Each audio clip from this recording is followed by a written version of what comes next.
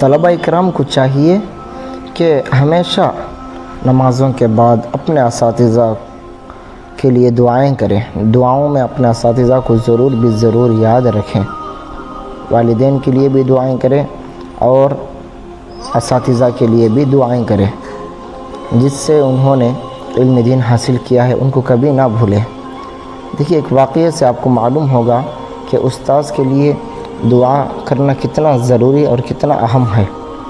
حضرت امام احمد بن حنبل رحمۃ اللہ علیہ کو حضرت امام شافعی رحمۃ اللہ علیہ کی ذات سے بڑی عقیدت اور محبت تھی۔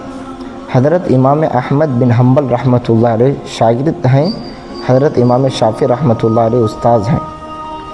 شاگرد کو استاذ سے بہت عقیدت اور محبت تھی اور وہ ان کا ہمیشہ بڑا احترام کرتے تھے۔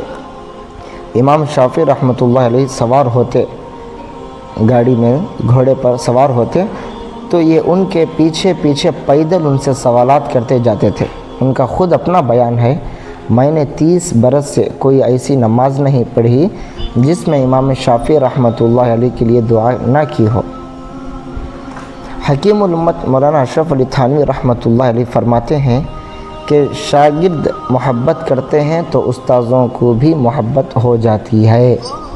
سب سے پہلے جو طلبہ ہیں، جو شاگرد ہیں، ان کو چاہیے کہ اپنے اساتذہ سے دل سے محبت کریں، علم کے لیے، علم حاصل کرنے کے لیے، تو اساتذہ کو بھی طلبہ سے محبت ہو جائے گی۔